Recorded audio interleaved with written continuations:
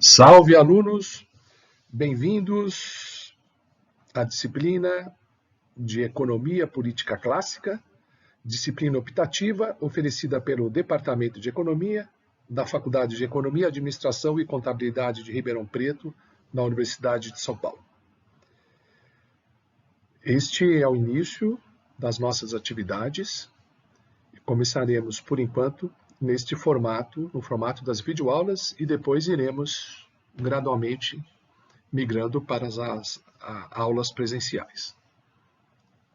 O objetivo desta primeira aula, no formato de videoaula, é a apresentação da disciplina, a discussão, a apresentação do programa dela.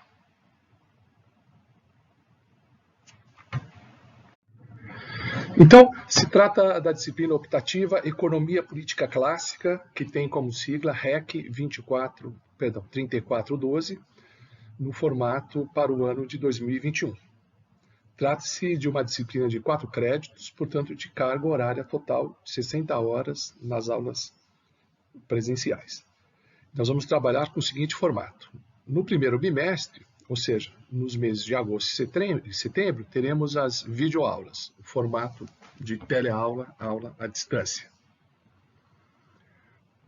O aluno deve assistir às videoaulas, em cada qual será indicada uma questão que deverá ser respondida e encaminhada no prazo máximo de uma semana. Não se trata de lista de exercícios, nós também teremos listas de exercícios. Se trata de uma questão, uma única questão, que será indicada no corpo da videoaula, em algum ponto da videoaula, no começo, no fim ou no meio. O aluno, portanto, deve assistir toda a videoaula, localizar a questão no corpo dela e encaminhar a resposta por e-mail. O e-mail é ricfeige@usp.br. Encaminhar por e-mail a resposta no prazo de uma semana. E a partir de 5 de outubro, eu estarei com o meu programa de vacinação completo. Então, a partir dessa data, eu voltarei para o formato presencial, a depender, é claro, da orientação da faculdade e do conselho do departamento, se essa migração deve ocorrer mesmo. Mas eu estou à disposição da faculdade, à disposição dos alunos para o retorno às aulas presenciais. Manteremos ainda as videoaulas. Eu pretendo gravar e postar 30 videoaulas ao longo da disciplina, tá? As videoaulas não serão apenas a gravação da voz, terá a minha imagem também, né? Eu aparecerei falando, eu vou usar os recursos do Google Meet para gravar estas aulas, tá? Todas as videoaulas.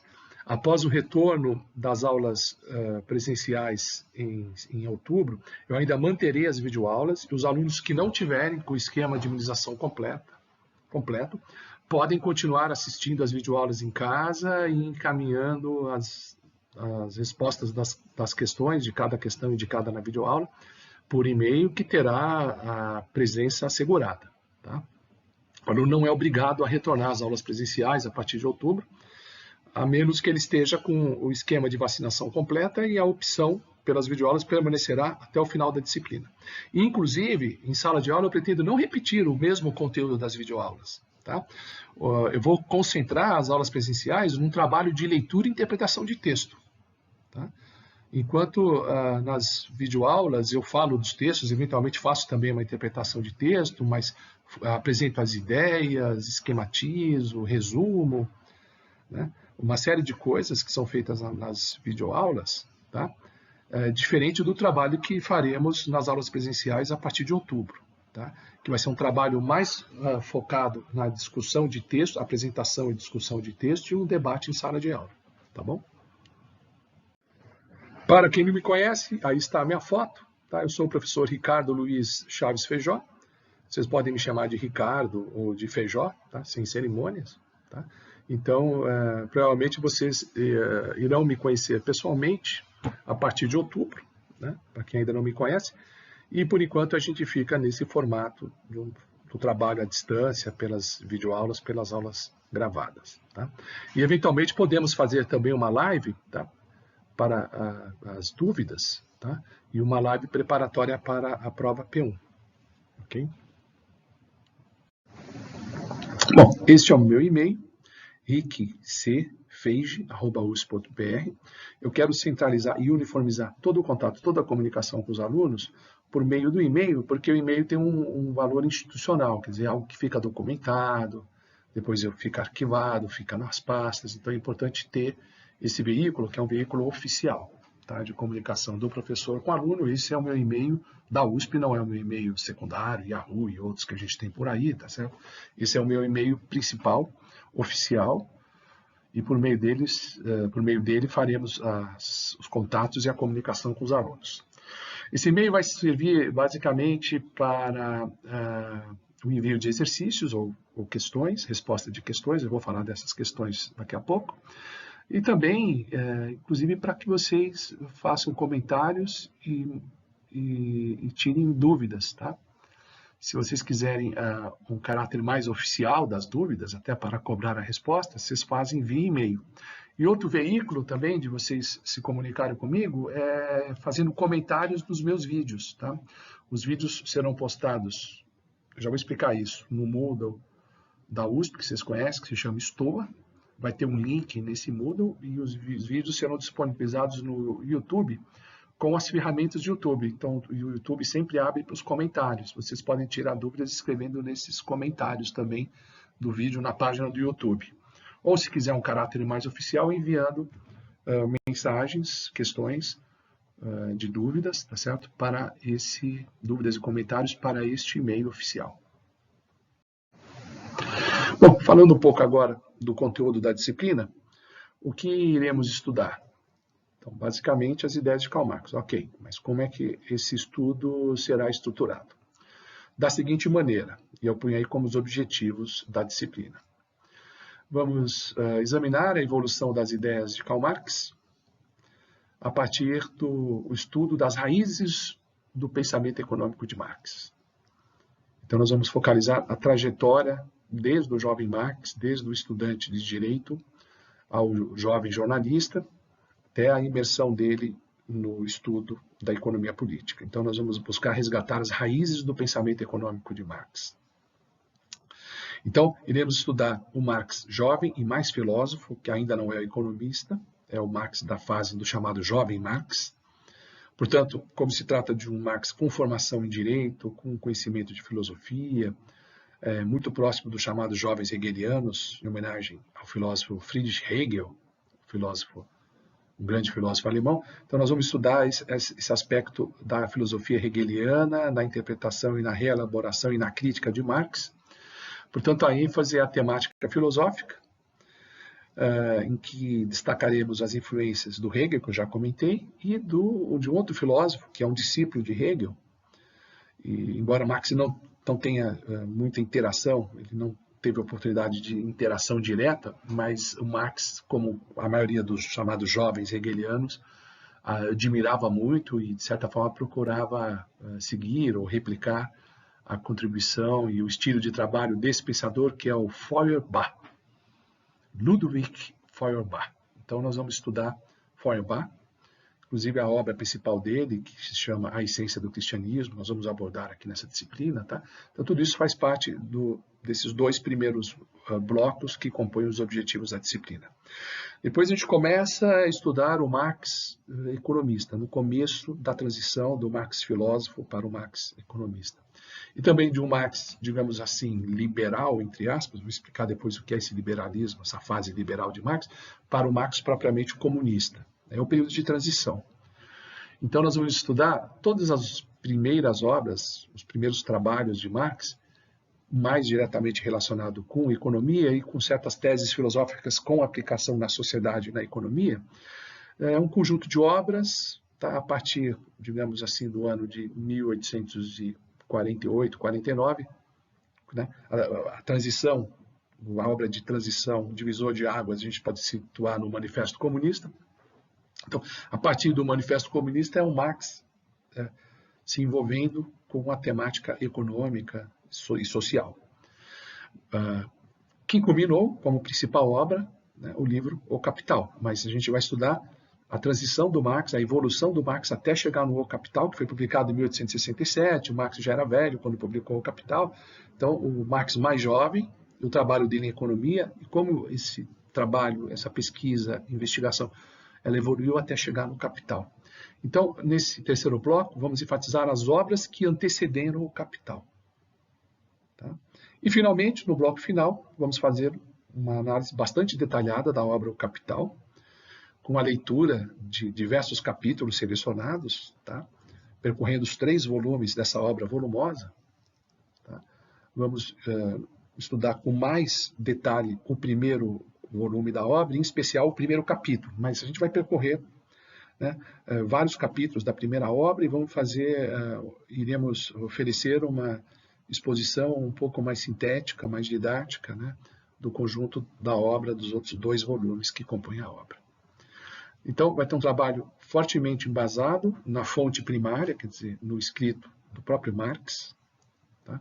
Na literatura marxiana, ou seja, escrita pelo próprio Marx, e vamos também nos apoiar na consulta de fontes secundárias de marxistas ou marxólogos, depois vocês verão a diferença entre marxista e marxólogo. Vamos consultar fontes secundárias, os principais estudos que comentam a obra de Marx, dentre os quais se destacam 2 contribuições importantes, que é a obra do professor Raymond Aron, que é um professor francês da Sorbonne, que ensinou Marx durante várias décadas na Universidade de Sorbonne, e a partir dessas aulas é que se compôs o livro, que é indicado na biografia, chamado Marxismo de Marx. Né? Então, nós vamos usar vários capítulos desse livro e a análise do Aron, ou Aron, né? Não sei como, não tem um francês muito bom, mas a análise desse professor será utilizada como uma das referências que serve de apoio à nossa exposição. E o outro livro, mais antigo, é um livro clássico de estudo sobre Marx, escrito por um padre, curiosamente um padre católico, chamado Padre Calvez, tá? Chamado O Pensamento de Karl Marx. Tá? Essa obra é uma obra rara. Tá? No começo eu nem sabia que tinha tradução para a língua portuguesa, depois eu achei no espólio da minha família, estava na biblioteca do meu pai, depois que ele faleceu. Eu encontrei essa obra maravilhosa, que é o escrito do padre Calvez, que faz uma análise bastante detalhada da contribuição de Karl Marx. Então, são os principais comentadores, curiosamente os 2 são franceses, né, Aron e Calvez.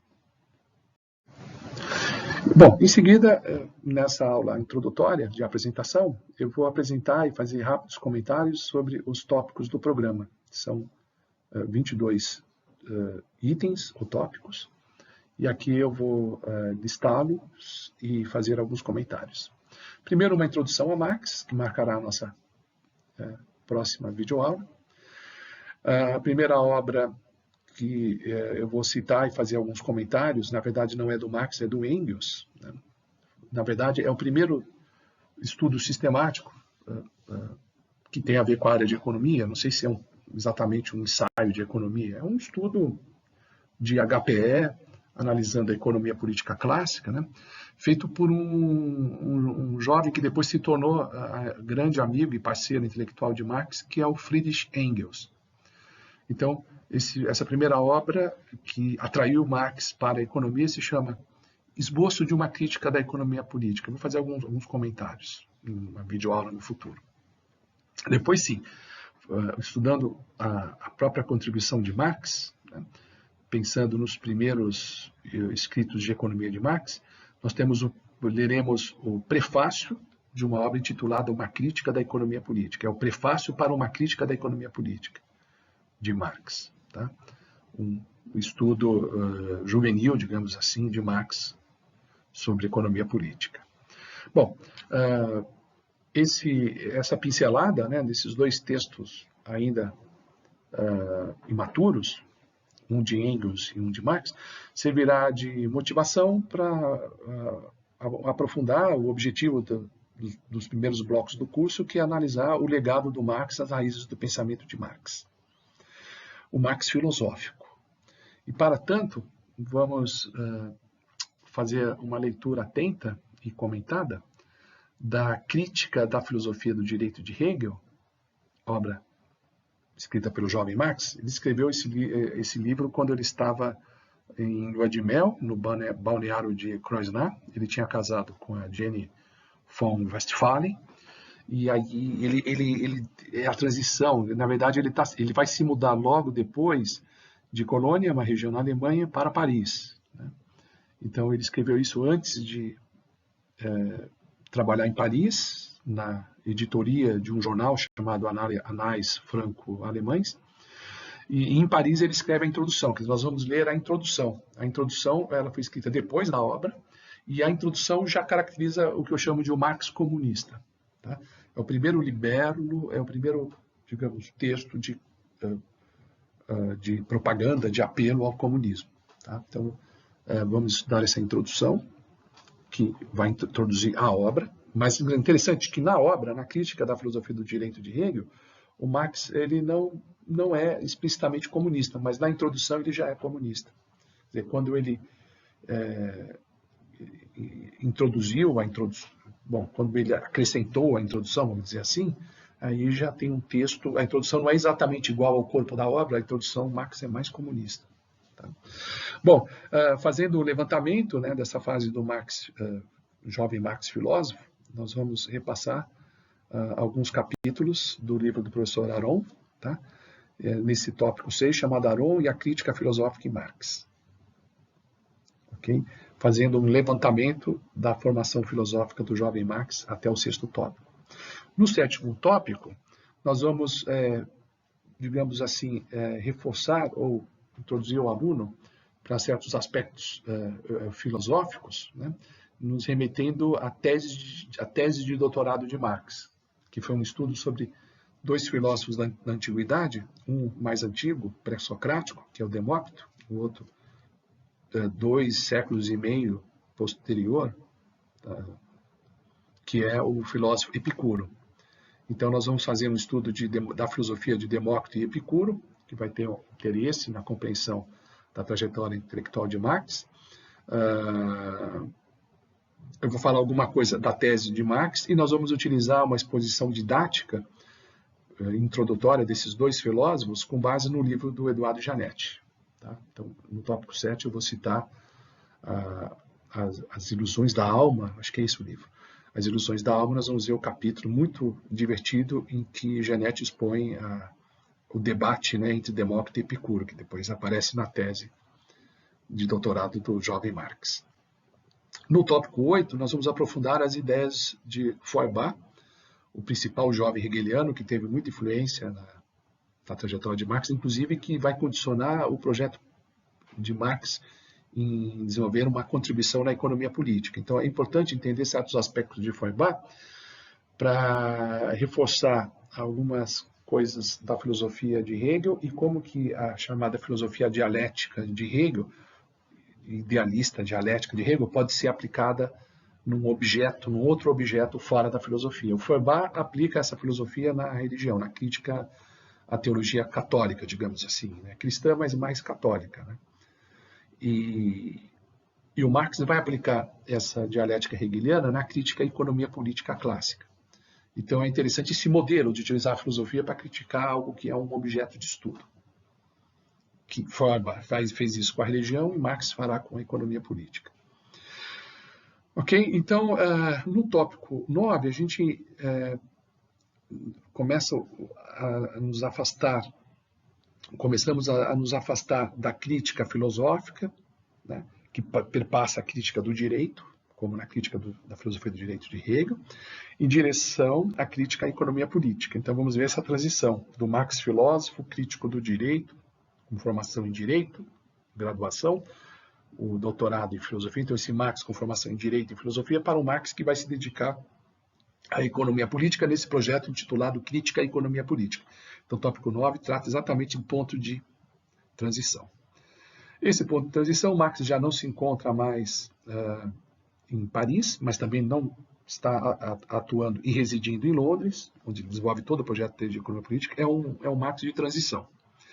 E aqui, inclusive, Marx se encontra agora em Bruxelas. Tá? Ele é um exilado político, ele não conseguiu permanecer muito tempo em Paris, foi perseguido pela polícia em Paris também, e agora ele conseguiu uma permissão temporária de residir na Bélgica, na capital Bruxelas. Então, o Marx de Bruxelas, e aí vamos discutir algumas obras desse período. Então, no tópico 10, vamos ver uma coisa da obra A Sagrada Família, que na verdade foi escrita em Paris, mas acabou sendo acabada, né, em Bruxelas. Tá? A Sagrada Família, se eu não me engano, não foi publicada em vida. Ou foi publicada? Aí não sei, preciso rever isso. Não tenho certeza se a Sagrada Família foi publicada em vida. Foi escrita juntamente com Engels, é a primeira obra que inaugura a parceria entre Marx e Engels. Ok? No 11º tópico, uma outra obra de transição que marca, digamos assim, os escritos iniciais em economia são os manuscritos econômico-filosóficos. Muito interessante essa obra. Aí mostra a habilidade de Marx como um estudioso da HPE, um estudioso da economia política clássica, e também tem algumas considerações filosóficas interessantes. Tá?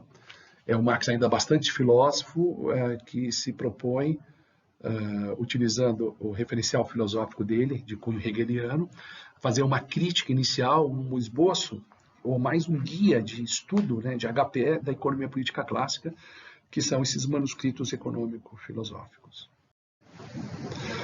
No 12º tópico, já adentramos na crítica da economia, no aprofundamento, né, do Marx se desenvolvendo como um investigador, pesquisador em economia.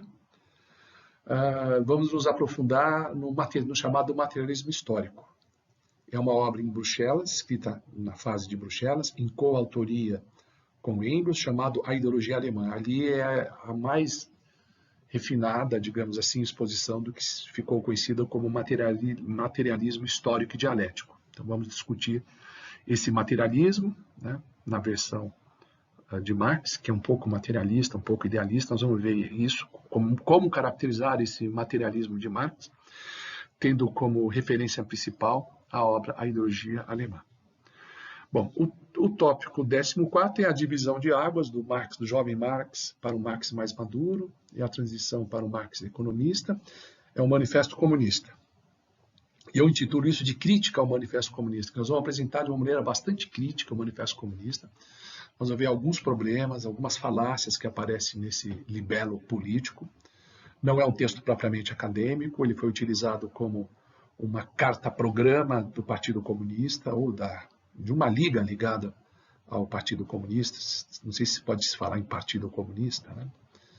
Marx fala isso, mas na verdade é um movimento, né, que era forte em Paris também, mas Marx não conseguiu muita inserção no círculo de Paris, acabou se aproximando mais do círculo londrino, e lá ele escreveu para o encontro dessa liga que se pretendia se transformar no Partido Comunista. Ele escreveu um libelo, um manifesto, né, uma carta-programa, digamos assim, que se tornou conhecida como o Manifesto do Partido Comunista, ou Manifesto Comunista, que é o título. Né, tá?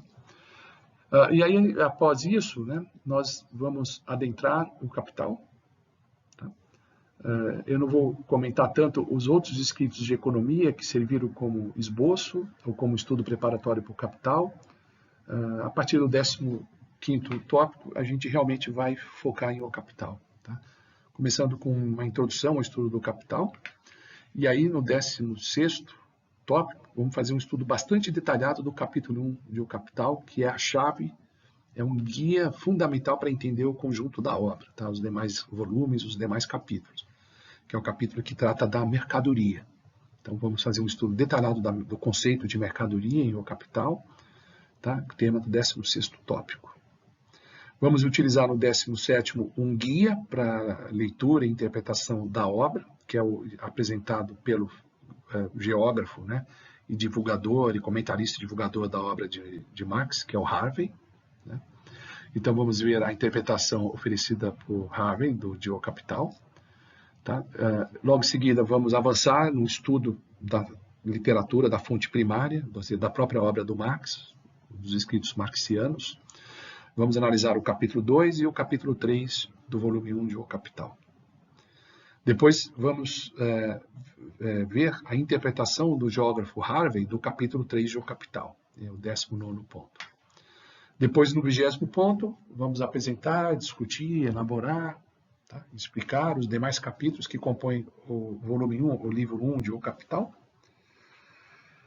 com bastante ênfase no capítulo 11 do volume 1, e um estudo oferecido no livro de Aron, né, o Marxismo de Marx, sobre esse capítulo 11 de O Capital. E depois partimos para um estudo um pouco mais esquemático, tá, dos livros 2 e 3 de O Capital. Então, esses 22 tópicos compõem o programa da disciplina que, ao longo desse semestre, na sequência de videoaulas, pretendemos aprofundar. Agora vejamos as leituras. Então, é um curso que demanda leituras. Tá? Uma boa parte dessas leituras está disponível na internet. Eu acho que no que depender de biblioteca, do material físico, nós teremos uma certa dificuldade por conta da pandemia. Uma parte dessas leituras o professor disponibilizará no curso, na forma de PDF, vocês podem seguir o PDF do curso. A obra principal, que é O Capital, ela está livremente disponível na internet. Por exemplo, a coleção O Capital, que foi traduzida na coleção, a obra O Capital, traduzida na coleção Os Economistas, está disponível e assim por diante. Eu vou comentar aqui cada caso.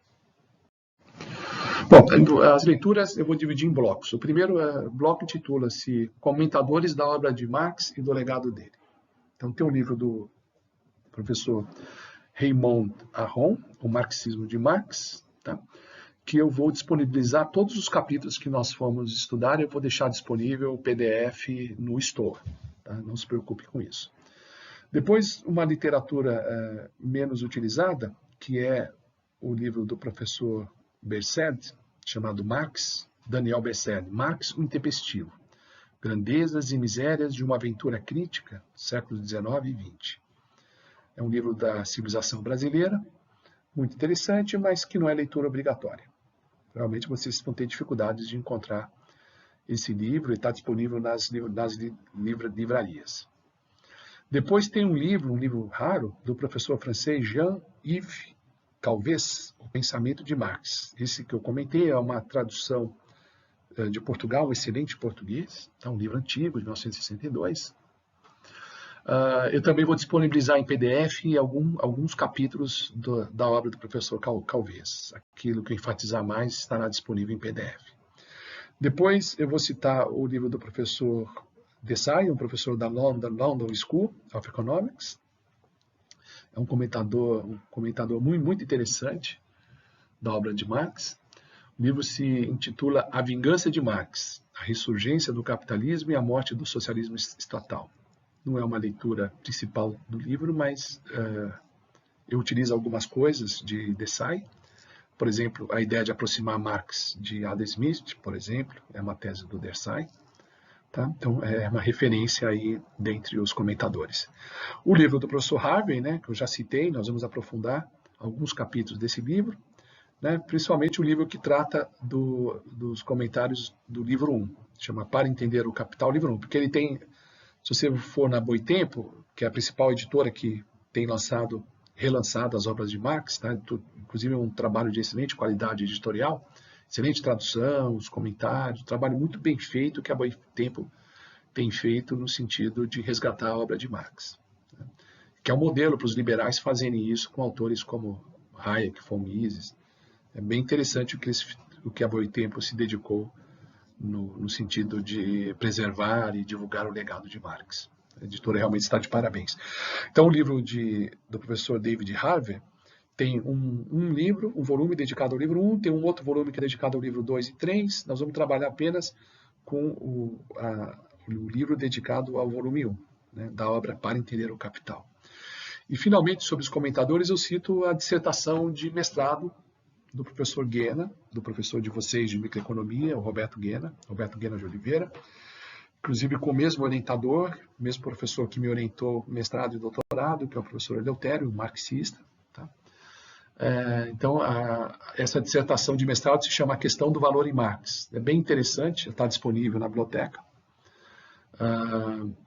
E apesar de um livro juvenil, quer dizer, não juvenil, mas claro que o Guena ainda era um pensador imaturo nessa época, mas ele escreve muito bem e apresenta de uma maneira muito interessante uma leitura hegeliana da contribuição de Marx em O Capital, e eu vou enfatizar isso aqui no curso também. Então, consta essa citação como comentador da obra de Marx.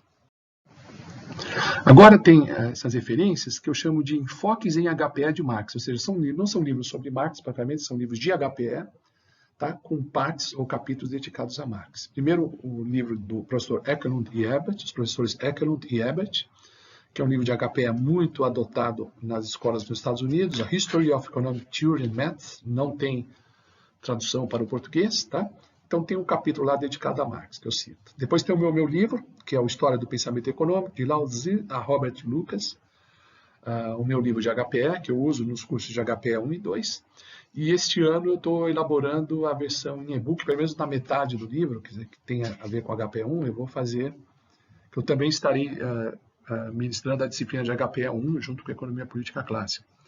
Então eu vou aproveitar a HPE 1 para fazer uma nova edição, tá?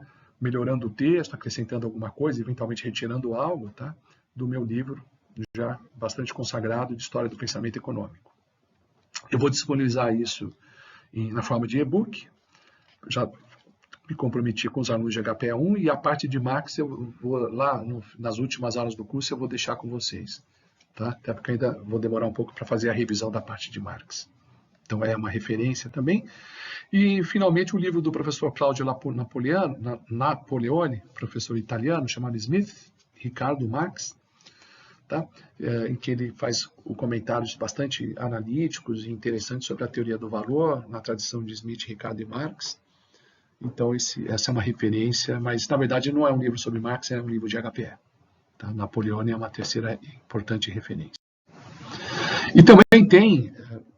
Eventualmente, eu também gosto muito de trabalhar aspectos biográficos, né, da trajetória de Marx. Eu tenho várias biografias na minha biblioteca, na minha sala, na FE, mas aqui eu estou citando algumas que eu selecionei para vocês. O livro da Mary Gabriel, chamado Amor e Capital, a saga familiar de Karl Marx e o nascimento de uma revolução.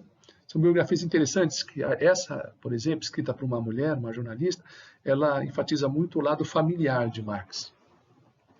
E é interessante entender esse lado familiar, para entender um pouco o caráter, o temperamento de Marx, e também isso é a chave para decifrar certas características da contribuição de Marx em teoria econômica. Um outro livro, que é um detrator, né, é um livro que difama Marx, digamos assim, que é o livro do professor Pilgrim, muito curioso, né? Adieu Marx, mas ele está traduzido, o tradutor manteve essa expressão em francês. Adieu Marx, violência e exploração no ambiente familiar. Ele, digamos assim, critica, né, detona, vamos chamar assim, né, um pouco certas atitudes do Marx em família, mas vocês vão ver isso, eu não quero antecipar. Um livro biográfico do professor Sperber, chamado Karl Marx, Uma Vida no Século XIX, uma biografia muito boa, muito robusta. Tá? Tem a do Sperber, tem a do Jones, mas o Jones não aparece aí, tá? Mas a do Sperber é muito interessante também.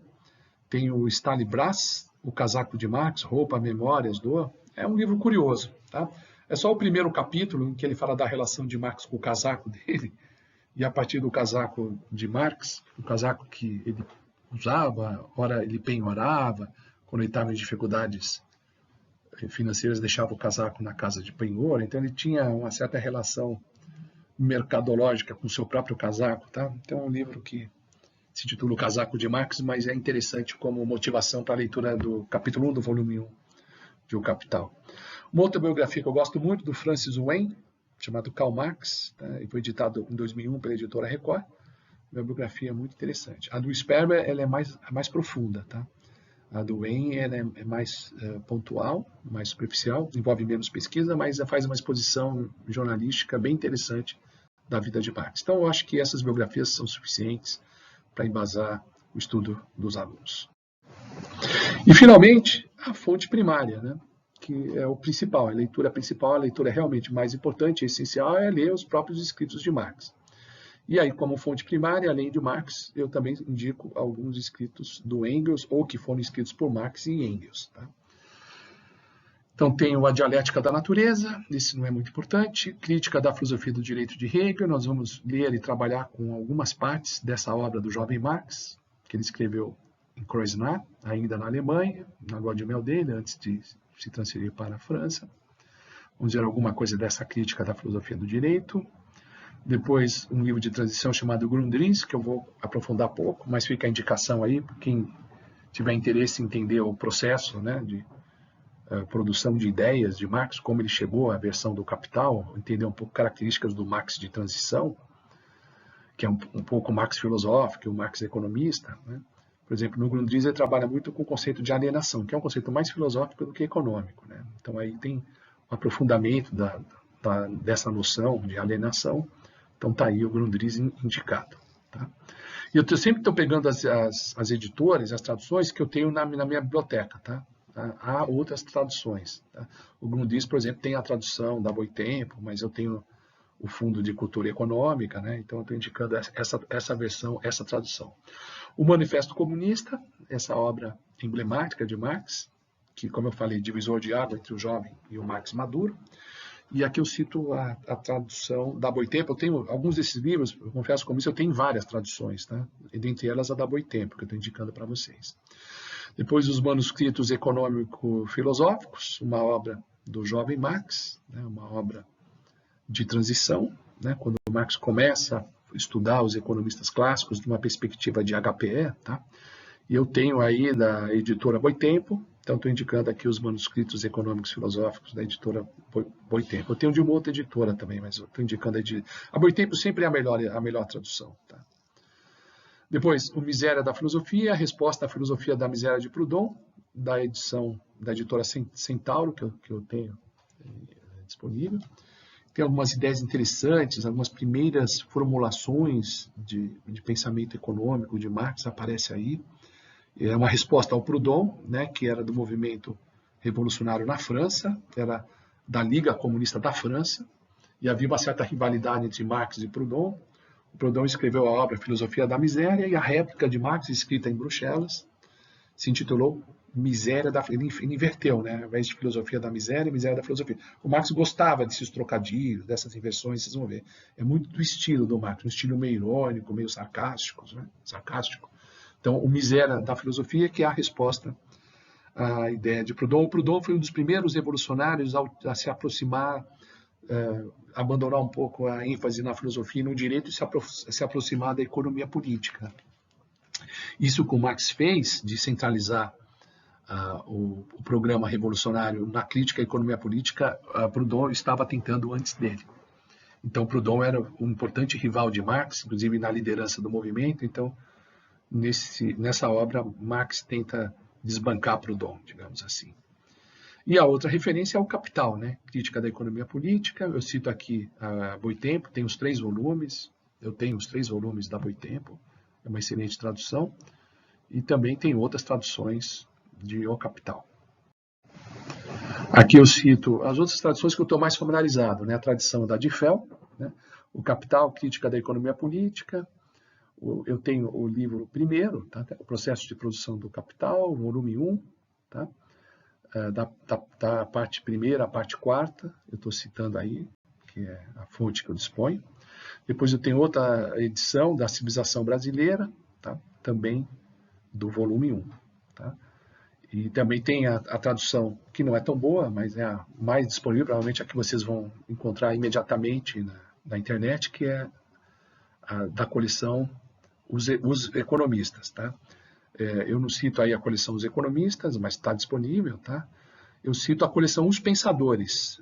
Os Pensadores nós vamos utilizar naquele texto do jovem Marx para a crítica da economia política, não na coleção Capital, que tem um capítulo, tá? Do livro, do volume dedicado ao Marx, da coleção Os Pensadores, tem um capítulo em que se faz a tradução da introdução da crítica da economia política, que eu falei que nós vamos discutir esse texto. O livro sobre a questão judaica, da Boitempo Editorial, tá? Eu me aprofundei bastante o estudo desse texto, inclusive tem um artigo publicado na revista da GV, na revista de Economia Política. É interessante porque sobre a questão judaica é a chave para entender a transição do jovem Marx liberal para o jovem comunista. Tá? Inclusive, depois eu posso disponibilizar a referência para vocês terem acesso ao meu artigo. Eu tenho alguns artigos publicados sobre Marx. Não aparecem aqui, né, nessa listagem, né, das leituras, mas eventualmente ao longo do curso eu vou indicar ou até disponibilizar no Store alguns artigos que eu escrevi e publiquei em revistas, tá? revistas especializadas, artigos sobre Marx. Entre eles tem esse que eu falo da transição do jovem Marx para o liberal, para o Marx comunista, e eu centralizo no estudo dessa obra sobre a questão judaica. Depois, o livro A Ideologia Alemã, que eu falei que é importante para entender o materialismo histórico, que foi escrito em Bruxelas, etc., tem esse subtítulo: Crítica da Novíssima Filosofia Alemã e seus representantes Feuerbach, Bruno Bauer e Stirner, e do socialismo alemão em seus diferentes profetas, 45, 46. Aqui tem a tradução da civilização brasileira, que eu tenho, que eu estudei. Tem uma tradução também da Boitempo, que eu não indico aqui. E nós vamos ler alguns capítulos desse livro no estudo do chamado materialismo histórico e dialético. O livro A Sagrada Família, que é interessante para entender a crítica que Marx faz aos jovens hegelianos, né? Chama Crítica da Crítica contra Bruno Bauer e consorte. Bruno Bauer é um desses jovens hegelianos, inclusive ele critica Feuerbach nesse livro, nesse manuscrito, né, que depois foi publicado na forma do livro chamado A Sagrada Família. E aqui eu cito a tradução para a língua portuguesa da editora Boitempo Editorial, que eu possuo na minha biblioteca particular. E, finalmente, fechando as indicações bibliográficas, duas outras referências que eu chamo de outros, né? Primeiro é o livro do Janet, que eu já comentei, A Ilusão da Alma, né? Biografia de uma Ideia Fixa. Nós vamos utilizar o capítulo 21 e 22, que faz essa comparação entre Demócrito e Epicuro. Vamos utilizar essa parte muito divertida e muito didática, como sempre, um pouco superficial, mas tudo bem, do Eduardo Janet. E o livro A Essência do Cristianismo, de Feuerbach. Nós vamos pegar a excelente Galusti Gulbenkian, a editora portuguesa, né, que sempre faz uma tradução primorosa. E aqui o livro A Essência do Cristianismo, de Feuerbach, traduzido pela editora portuguesa. É a última referência. Vamos agora comentar o método da disciplina. Então, nós temos esses dois formatos. Um formato puramente remoto, né, que ocorrerá nos meses de agosto e setembro. Basicamente, usarei a nossa plataforma Moodle, onde estarão disponíveis algumas aulas gravadas e, na verdade, que remetem a um canal do YouTube. Tá? Podemos fazer lives preparatórias para a prova e lives para tirar dúvidas. Isso pode ser feito também, sem problema. Se os alunos quiserem, faremos lives. Tá? E a partir de a partir de outubro, teremos aulas presenciais. Tá? A USP sinalizou, como já disse, que a partir de 5 de outubro estaria programado o retorno presencial, mas isso depende ainda da diretoria, da reitoria, da diretoria, do conselho do departamento, né, as normas sanitárias, etc. Mas, a princípio, a expectativa é essa, que no segundo bimestre, ou seja, nos meses de outubro, novembro e dezembro, tenhamos atividades presenciais. Tá? Mas, de qualquer maneira, como disse, eu manterei até o final da disciplina a cada aula a correspondente videoaula, ou só a videoaula, ou videoaula com aula presencial. Eu não pretendo repetir o conteúdo das videoaulas nas aulas presenciais a partir de outubro. Quero me dedicar nessas aulas a exegese de textos, obviamente textos de Marx, mas não só de Marx, pode ser dos comentadores também, mas principalmente de Marx, para a gente fazer uma leitura seguida de discussão. Eu quero que vocês sejam treinados na leitura da fonte principal dos textos de Marx. Tá? O controle de presença será feito, no caso das videoaulas, pela entrega de exercícios, um exercício indicado no corpo de cada videoaula, e no caso das aulas presenciais, a partir de outubro, pela assinatura na lista de presença. Tá? E os alunos que ainda não tiverem o esquema de imunização vacinal completo, eu sugiro que permaneçam nas videoaulas, tá? Tem essa opção até o final do curso, do aluno ficar nas videoaulas e encaminhar os exercícios como controle de frequência, ou então os alunos que já tiverem condições e quiserem voltarem a frequentar as aulas presenciais a partir de outubro, e aí terão esse bônus que é a discussão dos textos, na presença do professor, etc. Tá? Apenas que nas provas P2 e SUB, eu vou fazer só no formato presencial, tá? Porque isso vai ocorrer no mês de dezembro, e no mês de dezembro todos os alunos já estarão imunizados. Tá? Muito bem.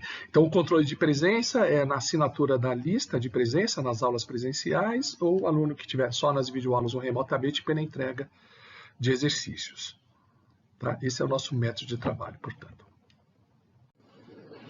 Falemos um pouco do critério de avaliação. nós teremos 2 provas com conteúdo bimestral não acumulativo, ou seja, o conteúdo do primeiro bimestre do curso, da disciplina, na prova P1, o conteúdo do segundo bimestre na prova P2. Então, teremos 2 provas. Inicialmente, a gente vai combinar o seguinte: a prova P1 será não presencial, ou seja, ela será disponibilizada no dia e no horário na nossa plataforma. O aluno tem 1h30 para responder a prova, tá? E meia hora para encaminhar. Então, se eu postar às 21 horas, o aluno tem até às 23 horas, por exemplo, né? Para encaminhar por e-mail a resposta da prova. E as minhas provas normalmente são 4 questões dissertativas, né? De 4 a 5 questões dissertativas. O aluno responde cada uma das questões. Bom, o critério de avaliação do desempenho é pautado pela média simples das 2 provas P1 e P2. As provas têm o mesmo peso e se calcula a média simples do desempenho dessas 2 provas, compõe a média final, tá certo? Se a nota for maior ou igual a 5, o aluno está aprovado por nota.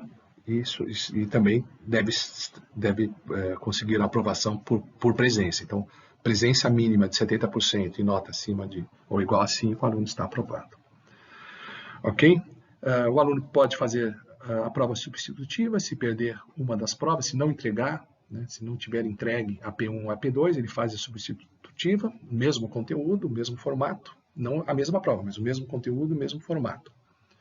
Tá? Quer dizer, cobre a mesma gama de assuntos, a mesma parte da matéria, tá? Da prova original, então pode substituir numa única data a P1 ou a P2, tá? Substituir a prova que não entregou, então a substitutiva não é para melhorar de nota, é apenas para fazer a prova que não fez por problema de saúde ou porque perdeu a conexão, o Wi-Fi estava com problema, a internet em casa, etc. O aluno nem precisa explicar isso, simplesmente ou comprovar nada, ele simplesmente me entrega na data da prova substitutiva a prova que ele perdeu. Tá?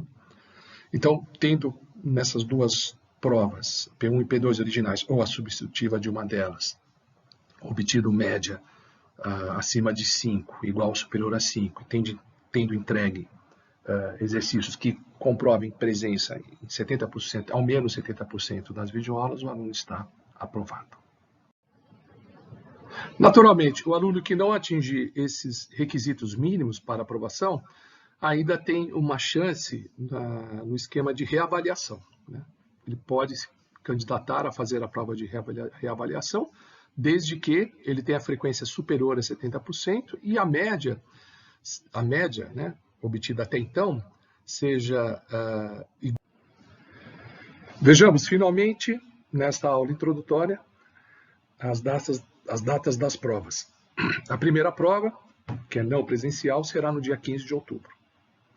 Mas note, como nós já estamos ali no mês de outubro, o professor estará em sala de aula, tá? O aluno que quiser fazer a prova presencialmente tem essa opção também. Eu estarei na sala de aula e vou distribuir a prova impressa. Tá? Mas o aluno não é obrigado a comparecer em sala de aula, ele pode fazer a prova à distância. A prova pode ser feita a partir da nossa plataforma, no Moodle. Eu irei disponibilizar a prova no mesmo dia e horário do que seria a prova presencial.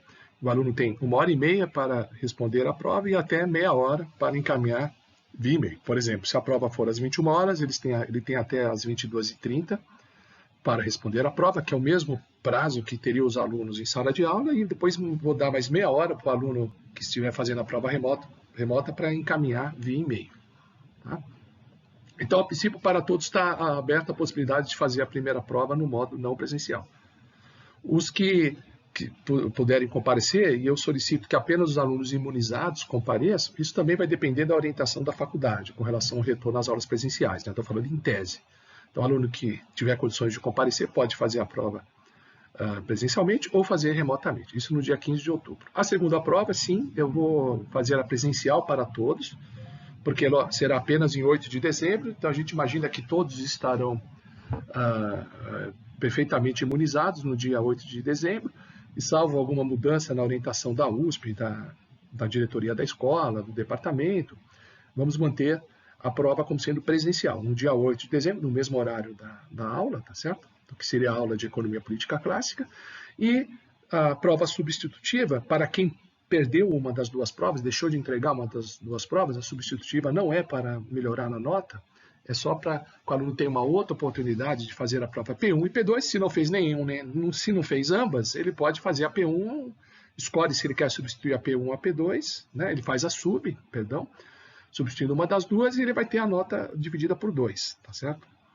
Tá? Se tiver a média acima de ou igual a 5, está aprovado.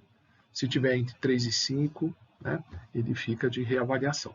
Contanto que ele tenha 70% de frequência, comprovada pela aferida, né, pelo envio das respostas das questões de cada videoaula ou comparecendo presencialmente pela assinatura na lista de presença, tá bom? Então essa é a nossa aula introdutória da disciplina Economia Política Clássica.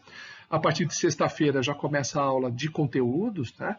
E a aula será gravada não apenas com a voz, né? O PowerPoint com voz. A aula vai ser gravada mesmo, vocês vão ver o meu rosto falando, tá?